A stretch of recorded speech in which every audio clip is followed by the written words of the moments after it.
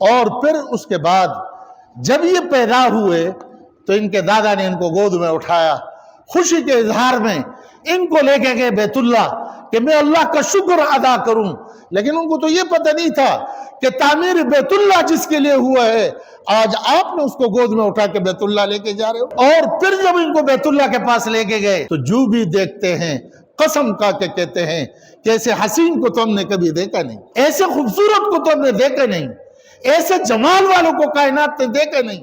جو بھی دیکھتا یہی کہتا ہے۔ جب اس کو واپس گھر لے کے آئے تو اپنی بہو سے مخاطب ہے دادا، اور کہہ رہے ہیں کہ دیکھو بیٹا جس کو دکھایا میرے بیٹے کو ہر ایک کہتا یہ حسین ہے، اس لیے میں نے فیصلہ کر لیا کہ اس کا نام محمد ہے، اسے کس سے خوبصورت اور کوئی ہے نہیں۔ اور محمد کہتے ہیں کہ تمام تعریفوں کا انتہا ہو، اس کا نام محمد ہے۔ اور بتلایا کہ جب یہ پیدا ہوئے تو فوراً یہ کروٹ لے گئے۔ وہ تو یہ کہہ رہے تھے کہ بچہ ہے کروٹ لیا، لیکن خلاق کائنات کہہ رہے نہیں، سب سے پہلے اللہ کو سجدہ کیا، سب سے پہلے سجدہ کیا۔ اور مکے میں جو بچے پیدا ہوتے تھے وہاں چونکہ مختلف علاقوں سے قافلے آتے تھے تو کوشش یہ ہوتی تھی کہ یہ یہاں سے ذرا باہر ہو، ان کو بیماری نہ لگے، دوسرا یہ کہ یہ اپنی زبان کو محفوظ کر لے، اپنے طرز و طریقوں کو عرب کے محفوظ کر لے۔ تو جہاں اور بچے ہوئے تھے اس کے ساتھ آقا دو جہان صلی اللہ علیہ وسلم بھی تھے، تو ان کی والدہ کی بھی یہ خواہش تھی کہ ان کو کہیں انبار میں۔ تو طائف میں ایک قبیلہ رہتا تھا، قبیلہ بنو سعد، وہ لوگ وہاں سے آتے تھے، مکے سے بچوں کو لے کے جاتے تھے، ان کی پرورش کرتے تھے اور ان کی خدمت کی جاتی تھی۔ چنانچہ طائف سے اس کام کے لیے وہاں کے دائیاں اٹھی 10 کی جماعت، اور انہوں نے کہا چلتے مکہ مکرمہ۔ اما حلیمہ بھی ساتھ مل گئی اور ان کے شوہر۔ اب ان کے پاس ایک اونٹ اور ایک خچر، اور وہاں سے وہ چل پڑے۔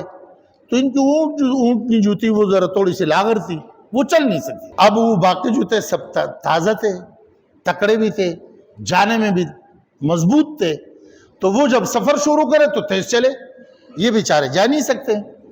تو کسی جگہ تک تو انہوں نے برداشت کیا۔ اس کے بعد وہ سارے مل کے ان کو کہنے لگا حلیمہ بات سنیں، یہ آپ کے اونٹ کا کب تک ہم انتظار کریں؟ ہمارے بھی سفر میں تاخیر ہو رہی ہے اور ہمیں بھی تکلیف ہے، تو کیوں نہ ایسا کریں، آپ ہمیں اجازت دو، ہم جاتے ہیں، آپ آہستہ آہستہ آؤ۔ انہوں نے کہا بہت اچھی بات ہے، جاؤ۔ ان 9 کو اجازت مل گئی، اور ملنے کے بعد یہ یہاں سے مکہ مکرمہ پہنچ گئے۔ اب جب پہنچ گئے تو وہاں جن گھروں میں بچے تھے یہ پہلے پہنچ چکے تھے، تو ان گھروں میں یہ پہنچے، اور سارے مالدار چودھری خان وڈیروں کے گھر تھے، وہ وہاں پہنچ کے بچے لے لیے انہوں نے سب۔ یہ چونکہ یتیم تو ان کو چھوڑ دیا۔ اب جب حضرت حلیمہ تشریف لائی تو باقی بچے تو گئے تھے، یہی ایک رہ، جب یہی ایک رہ گیا تو بعضوں نے لکھا ہے کہ انہوں نے بھی ابتدا میں چھوڑ دیا، اور بعضوں نے کہا نہیں، وہ جب آئے پوچھا باقی تو تھے نہیں، یہی ایک باقی تھا۔ تو انہوں نے کہا کہ چلو اگر ان کے والد نہیں تو اپنے شوہر سے مشورہ کر کے کہنے لگی کوئی بات نہیں، دعا تو دیں گے نا۔ تو انہوں نے کہا بالکل لے لیا۔ تو یہ گھر کے اندر گئی، دیکھا کہ وہ ان کو لٹائے ہوئے اوپر کپڑا ڈالا ہوا۔ انہوں نے ان کے والدہ سے جب بات کی تو انہوں نے کہا ٹھیک ہے آپ لے جائیں ان کو۔ تو انہوں نے ان کی چادر اٹھایا، چادر جب اٹھایا امام الانبیاء صلی اللہ علیہ وسلم نے ان کو دیکھا اور انہوں نے ان کو دیکھا تو آقا نے مسکرایا، انہوں نے فوراً اٹھا کے گلے سے لگایا اور قسم کھا کے کہنے لگی کہ ایسے خوبصورت بچہ، ایسے کھلتا ہوا بچہ میں نے کبھی نہیں دیکھا۔ تو ماں ساتھ تھی، انہوں نے فرمایا کہ تو نے اگر دیہات میں نہیں دیکھا تو میں نے زندگی شہروں میں گزاری، میں بھی قسم کھا کے کہتی ہوں کہ محمد جیسے میں نے کہیں نہیں دیکھا۔ اتنے میں دیکھا دادا کھڑے تھے تو انہوں نے کہا کہ میں بھی قسم خدا کے کھا کے کہتا ہوں، میں ملک ملک چلا ہوں، میں نے محمد کے طرح کسی کو نہیں دیکھا۔ یہ تھا محمد صلی اللہ علیہ وسلم۔ اب انہوں نے گود میں اٹھایا، والدہ نے ان کے سپرد کر دیا۔ اب جب باہر پہنچے تو اونٹ کو بٹھایا، بٹھانے کے بعد آگے حضرت حلیمہ کے شوہر بیٹھے اور پیچھے بچے کو لے کے گود میں ان کی حضرت حلیمہ بیٹی۔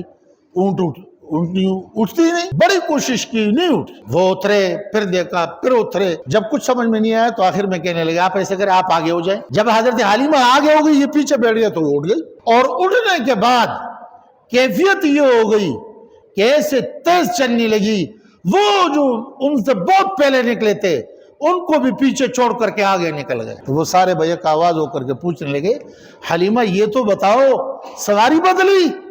فرمایا نا نا نا نا نا، سواری نہیں بدلی، سوار بدلا۔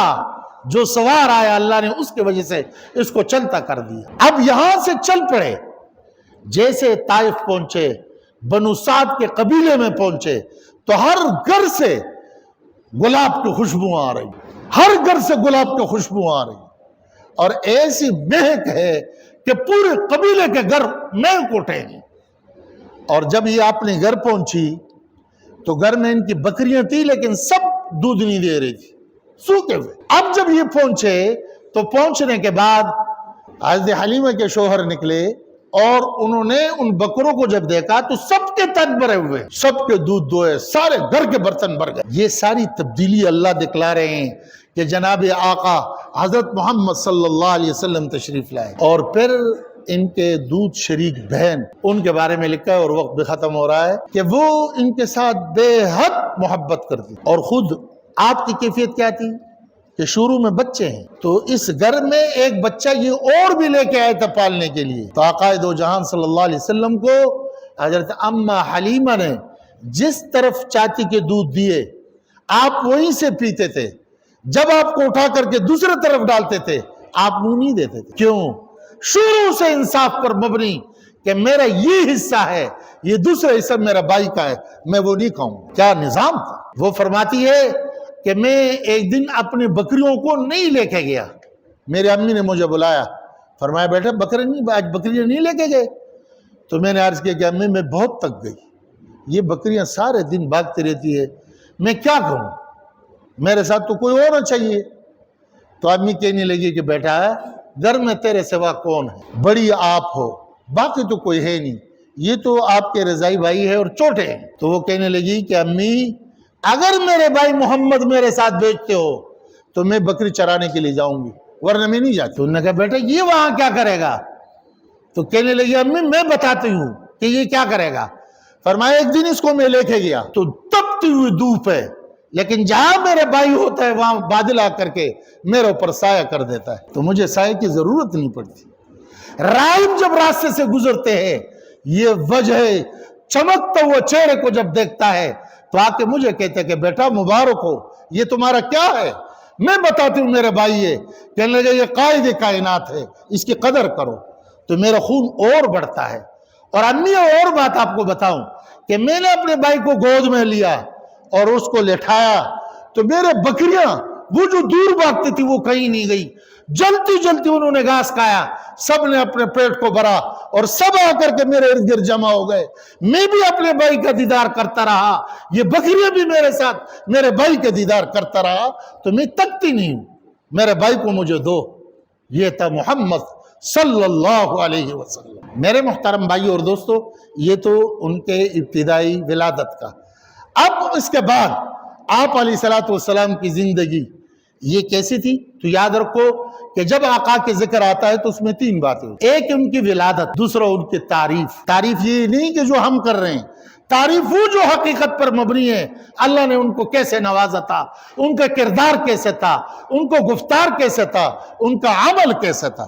اور تیسری ترتیب پہ ان کے جو وہ نظم میں نثر میں بیان کیا جائے تعریف، اور تیسرے ان کی سیرت ہے۔ تو دیکھو یہ جو مولود کے اعتبار سے پچھلے جمعے کو میں نے عرض کیا کہ ابتدا کہاں سے تھا، آج ان کی ولادت کے بارے میں بات ہوئی۔ اب انشاءاللہ 4 سال کے بعد حضرت اماں حلیمہ نے ان کو واپس کر لیا، اور واپس کیوں کیا تھا وہ بھی تو اب وقت چونکہ پورا ہو گئے، زندگی رہی تو 2-3-4 ہفتے انشاءاللہ سیرت کے موضوع پر ہم بات کریں گے۔